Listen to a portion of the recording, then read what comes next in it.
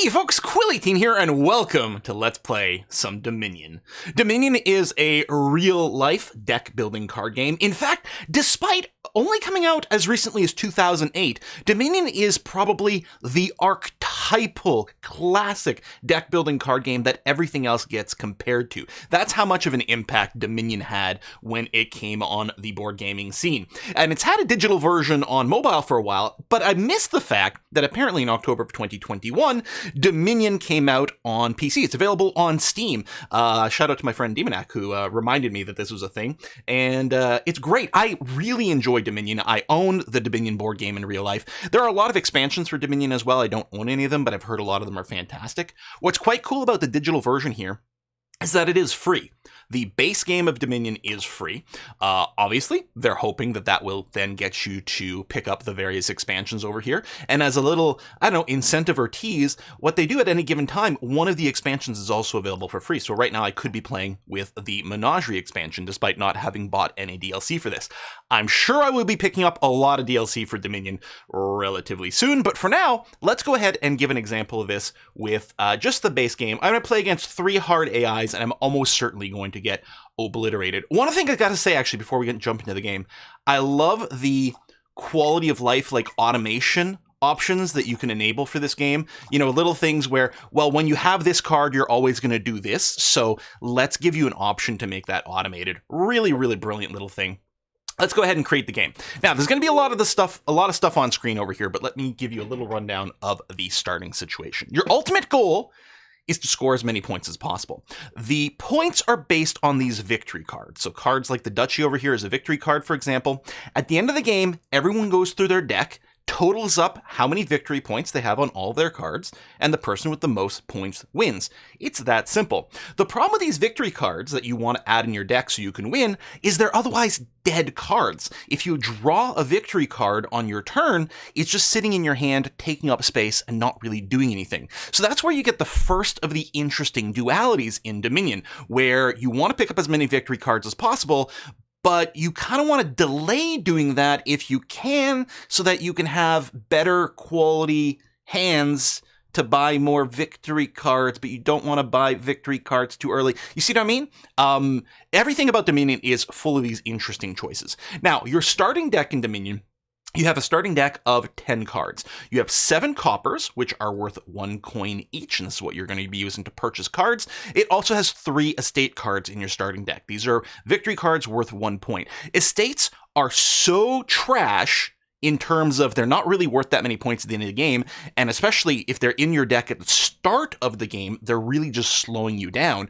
that if you can actually trash them, if you can eliminate them from your deck, it's often considered to be a good thing. In fact, even coppers, you might, in an ideal world, look to get rid of them, because ideally, you would like to draw a handful of silver or even gold treasure cards as opposed to coppers. So there are a number of different ways to improve your deck. Ultimately, what you're trying to target in this game is you're trying to make it so that when you draw 5 cards from your deck, you want those 5 cards to be as high quality as possible. And the question becomes, how are you going to go about this?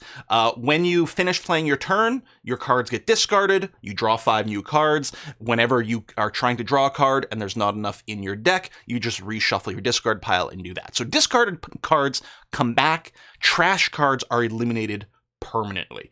So on your turn, you can do exactly 2 things. 1, you can play exactly one action, and then you can buy exactly 1 card using the coins that you've got on your treasure cards or perhaps from some other effect. So my starting hand here, I've got 5 coppers. Hey, that's pretty good. I do know that my next hand, I will be drawing 2 coppers because the next 5 cards in my deck are 2 coppers and 3 treasures. So I'm going to be able to buy something big this turn and something small the next turn. So if I play the treasures here, we'll filter out to show what we can buy.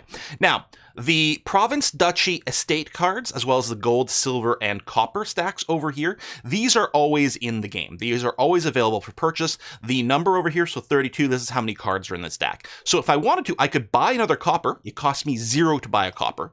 It would cost me 3 to buy a silver, but then whenever I play silver from then on, it gives me 2 coins. So that's quite good. And it would cost me 6 to buy a gold, but then the gold treasure card is worth 3 whenever I play it, which is really fantastic.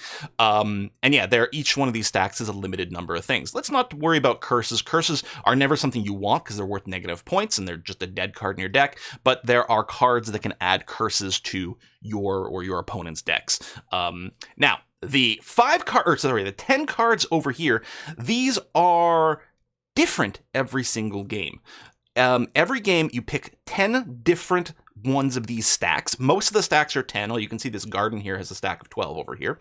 And this makes up the shop. These are the kingdom cards that you will be able to purchase and add to your deck. The default box of Dominion has 20, 24, I can't remember how many different kingdom cards, and you randomly choose 10 different types every game to play. So every game has a variation because you're going to see different cards. And the thing is, because of the way the cards interact with each other, if you played second game and 8 of the cards were exactly the same and 2 of them were maybe different, that would still have a radical impact on strategy because of the different kind of combos and stuff you can build. Ultimately, your goal really is to buy as many of these victory cards as possible, and especially provinces, which cost 8 to buy. They're worth 6 victory points. They're fantastic. Generally speaking, if you have 8 gold available to you on your turn, you probably want to buy a province. So in a sense, one of your goals is going to try to make it so that when you draw 5 cards, there's a good chance that you're going to have 8 or more gold. Now, we could do that. If I've got 5 money right now, I can buy exactly 1 card on my turn. I could just spend 3 to buy a silver. That would make my average draw be worth a little bit more money, which would be pretty good. But I could also buy one of these cards. Let's take a look at what some of these actions might do. I'm trying to think of an example to start with.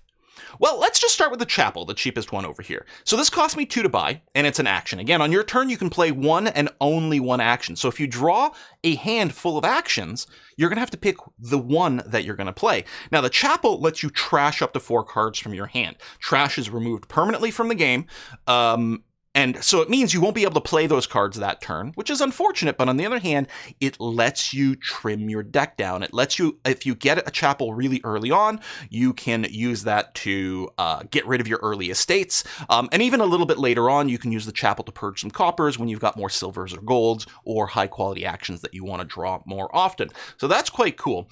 Let's take a look at the village. Now, the village breaks the rules, I keep telling you, right? I keep saying you can play 1 action card per turn. Well, the village, first thing you do when you play the village is you draw an extra card. Then it gives you 2 more actions. So you start the turn with, this is the this one with the gear over here. This is how many actions available. You start your turn with 1 action available. You play the village, which is an action, but then it gives you 2 more actions after that. So after you play the village, you can play 2 more actions. And the village is one of the cards that enables a lot of engines in the game. It doesn't do anything by itself, though, right? It replaces itself because it draws another card. So village is never a dead draw. And if you happen to have other actions, then you can start dumping a lot more stuff. Village is quite powerful if you happen to have any cards in your pool that will let you draw a lot more cards, right? And then all of a sudden you use village first, then you draw a bunch of cards, you hope you draw more actions, maybe you draw more villages and then more card draw, and you end up drawing your entire deck. Then there's cool stuff like remodel. This lets you trash a card from your hand, removing it completely from your deck, and then replacing it with a card that costs 2 more than that card itself. So you can effectively use remodel to upgrade your cards from one to the other. Mine is very similar. It only works with treasures. You trash a treasure from your hand and gain a treasure that costs 3 more than it. And that just so happens to be exactly right. You can upgrade a copper, which costs 0, to a silver, which costs 3, or a silver to a gold, which costs 6. So an early mine can be a really good way to improve the quality of your deck by constantly upgrading coppers to silvers and silvers to gold without actually necessarily having to buy those. So you end up with draws that have a lot of silvers and gold and draws that don't have a whole lot of copper. Now, one of the interesting things here is that there's only 1 attack card this time around. There are a variety of attack cards that can really mess with your strategy in this game.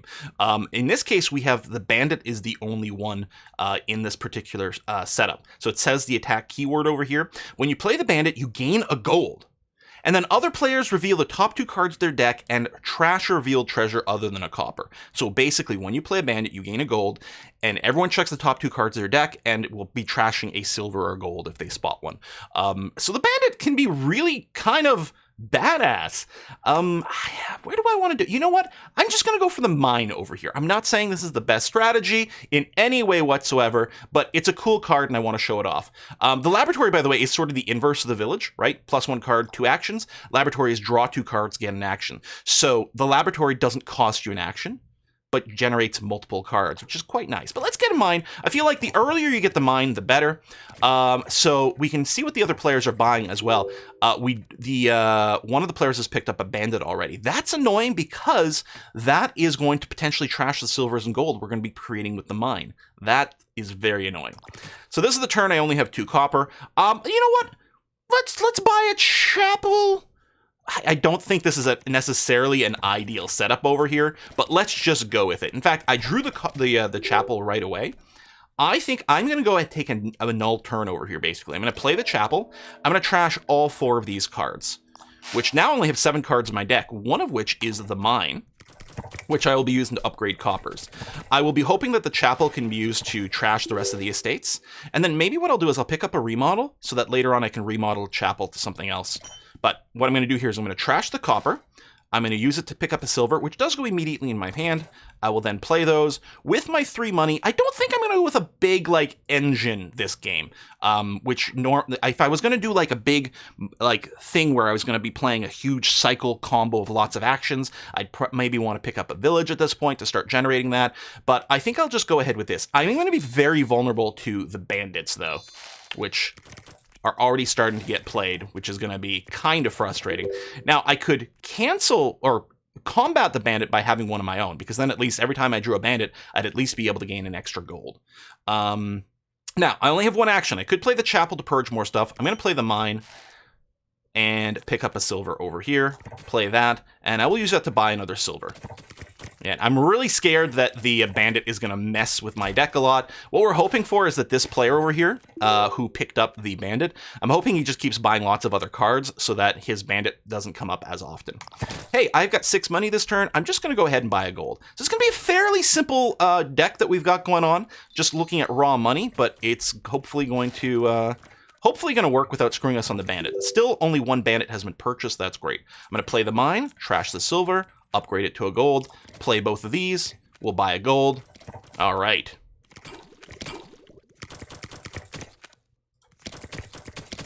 I'm going to use the chapel to trash I'm going to trash the estate. I guess I'll leave the copper because I can always upgrade it with the mine. And I'm going to do that so I still have 6 money, and I'm going to buy another gold. All right, on this turn, it's going to be great. I'm going to be able to buy a province. Now, at this point, we should talk about, hey, how does the game end? The game ends if all the provinces are gone, so when the last province gets purchased, the game immediately ends. Also, if any 3 piles anywhere, including curses or coppers or anything over here, as soon as 3 piles are empty, the game also instantly ends. Everyone counts up their points. If there's a tie, the player who had the fewest turns wins on ties. So it's possible for you to finish the game and then lose, right? So we're going to use the mine to upgrade the copper to a silver, play all these, which is 8, and I'm going to buy a province. Yeah, this is going to be a dead card, but it's worth a bunch of points. I'm at 7 victory points, tied with this guy over here. Bandits are triggering some more. We can check this is the trash pile to show that everything that's been trashed so far. So 9 coppers have been trashed. A bunch of this is me with my mines. 4 estates have been trashed, and 6 silvers overall have gone away. These are not mine necessarily. They just are. Let's mine the copper into a silver. Play this. Hey, look at this. We got 8 money. So we'll buy a province. Oh my god, we're going to have so much money over here. Now at this point, I'm going to have so much money that I'm kind of going to wish that I had a card that gave me a second buy. I don't think we have anything in here that gives us a second buy action right now. Nope. So some of the cards give you a second or even a third buy action. So if you have enough money, you can buy a whole set of cards. Here, we're just going to go ahead and play this. I've got 11 gold, but all I'm going to do is buy the province and get some more victory points. Wow, this red player is still doing well. They actually just bought a province themselves, too. Now here we're going to get a little bit more of a dead turn. someone chaining those laboratories there, drawing lots of cards, getting the bonus actions. Ooh, yeah, the laboratory's pretty good with all the sick card draw over here. Now, here's the thing. The mine doesn't do anything for me right now because I can't upgrade the gold to anything. I could chapel to get rid of the estate to make my deck a little bit better. But at this point, I'm actually worried about preserving my my victory points.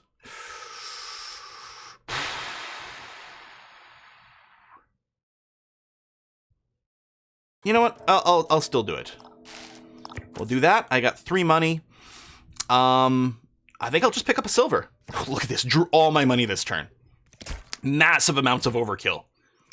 But we'll just use it to buy a province. And I think we're cruising for a second place here, unfortunately.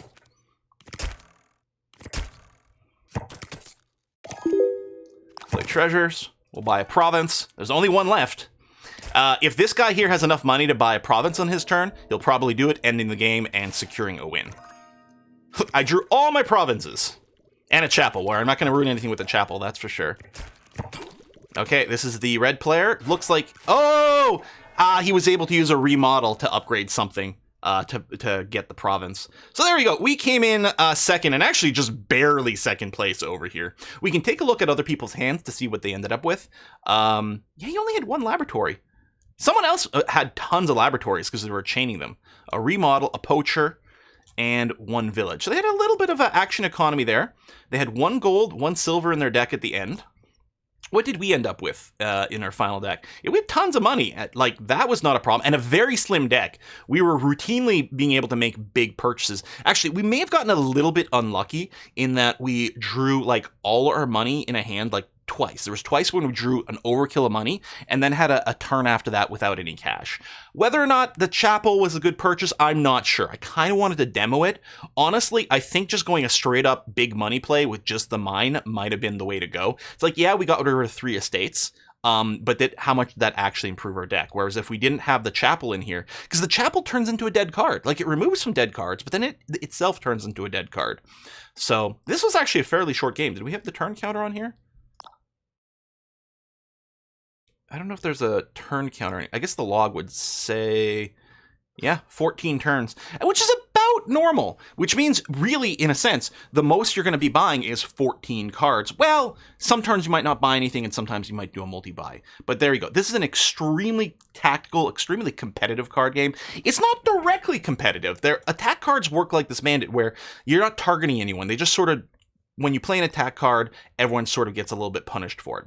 I could replay the set with the exact same cards. I can also rematch for a different group of people. And there we go. We can see a very different selection of cards. Some of them are the same. Like, we've got the chapel again, and we've got the village again, and the mine. But a lot of this is very different. Here's another attack card, the witch. You play it, you draw 2 cards, and then each other player gains a curse, which is a -1 victory dead card. The witch is very brutal. Love the sentry. Fantastic card. Always replaces itself because it gives you +1 card, +1 action, so it never costs you anything to play the sentry. Then you look at the top 2 cards of your deck, and you can trash, discard them if you want, or put them back on top of your deck in any order. Having the sentry is actually quite nice if there's the witch, because you can use the sentry to constantly purge the curses, plus just general deck manipulation, which is very handy. Harbinger can let you do some sick combos as well, because you can choose cards to put on top of your deck, which can sometimes be nice. It's nice if you've got other things that draw a card, like the village or the sentry, for example, or even the witch, because you can guarantee that you'll draw it. Festival is an example of something that gives you extra buys. More action, more buys, and money. The festival is one of the things that lets you buy multiple cards per turn, which can be extremely potent if you get it going. It also sort of doesn't cost you an action because it actually gains you actions. The only thing it doesn't have is a card draw, but you can use other things to do that. Throne Room can also lead to really sick, degenerate combos because it lets you play an action card from your hand twice and do some ridiculous things.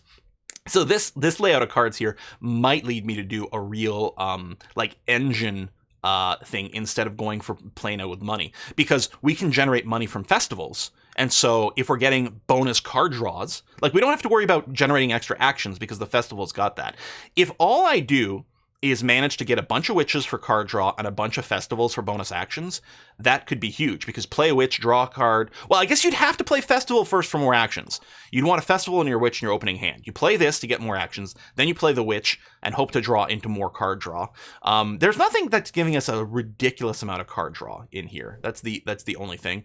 Although the cellar is a decent way to cycle your cards, right? Instead of a chapel to trash, we could pick up the cycle to let the cellar to let us just cycle cards out. People could use the cellar to sort of defend against the witch, for example. Although I think the sentry would be quite strong for that too. Yeah, I don't know. And then, yeah, so like Festival, Witch, Village, which draws a card but may still only replace itself, could lead to a big engine. On the other hand, if we're not worried about having anything that can trash our silvers and golds this time, because there's no thief, we could do that. Let's go ahead and resign one more time, rematch one more time, see some different cards. There we go, we got the moat. So in the base game, the moat is the only defensive card against attacks. But so the moat is a regular action, you play it, you draw 2 cards. But in addition to that, when someone else plays an attack, you can show a moat in your hand and you will be immune to that attack. So here we've got just the single attack card in this pool, which is a witch, but if you've got a moat in your hand, you will not gain a curse when someone else plays a witch. Whether or not it's worth picking up moats depends on a lot of things. I mean, it's got the card draw built in, but we don't have anything that generates extra actions this time around. And the library is quite potent with huge card draw.